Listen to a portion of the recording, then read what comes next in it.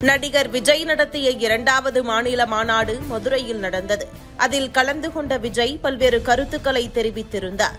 இவை விவாதப் பொருளாக மாறிய நிலையில் விஜய் நேரடியாக முதல்வர் ஸ்டாலினை நோக்கி அங்கிள் என பேசியது திமுகவினரை அதிர்ச்சியடைய செய்துள்ளது. குறிப்பாக இந்த மாநாட்டில் விஜய் பேசிய வீடியோவை உதயநிதி பார்த்து கொந்தளித்திருக்கிறாரா? விஜய் நேற்று தனது உரையில் தவறு செய்தால் அதை தெரிந்து செய்தால் அது கபட நாடக மு.க. ஸ்டாலின் அங்கிளாகவே இருந்தாலும் விடமாட்டோம்.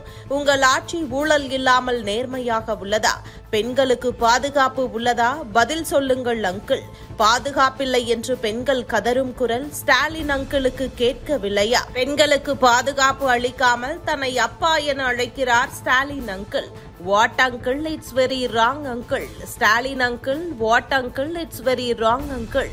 தவறு செய்தால் அதை தெரிந்து செய்தால் மு.க. ஸ்டாலின் அங்கிளாக இருந்தாலும் விடமாட்டோம் என குறிப்பிட்டார். இதை உதயநிதிக்கு மிகவும் நெருக்கமான ஜூனியர் அமைச்சர் மொபைல் மூலம் அனுப்பியிருக்கிறார்.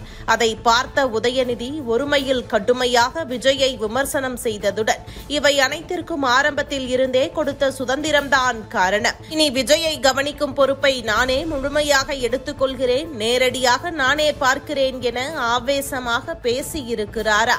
இதையடுத்து விஜயின் மாநாட்டிற்கு பொருளாதார ரீதியாக உதவும் லாட்டரி மார்டின் மற்றும் விஜயின் சமுதாய பிள்ளைமார் சமுதாயத்தைச் சேர்ந்த 3 தொழிலதிபர்களை சந்திக்க 2 நாட்களில் ஏற்பாடு நடைபெற இருக்கிறதா?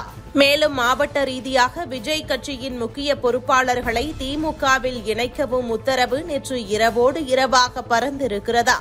இவை ஒருபுறம் என்றால் சமீபத்தில் நடிகர் விஜய் மற்றும் திரிஷா இருவரும் விமான நிலையத்தில் தனியாக சென்ற வீடியோ காட்சிகள் திட்டமிடப்பட்டு வைரலானது. இதற்கு அப்போதே திமுக அரசின் மீது விமர்சனம் எழுந்தது.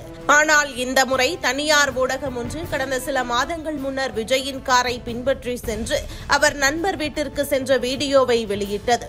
அத்துடன் நடிகை ஒருவரின் பெயரும் அதில் குறிப்பிடப்பட்டது. அப்போதே இந்த விஷயம் பூதாகரமாக இருந்த நிலையில் நடிகை நேரடியாக கேட்டுக்கொண்ட காரணத்தால் மட்டுமே அந்த விஷயம் நிறுத்தப்பட்டதா?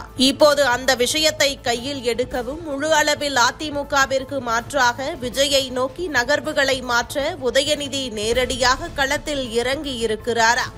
எது எப்படியோ விரைவில் விஜய் அனைத்தையும் சமாளிக்க முன்கூட்டியே தயாராகி இருப்பதாகவும் இது எல்லாம் எதிர்பார்த்த ஒன்றுதான், விஜய் அரசியலுக்கு வரவே உதயநிதி என்று பேசிய வார்த்தைதான் காரணம்.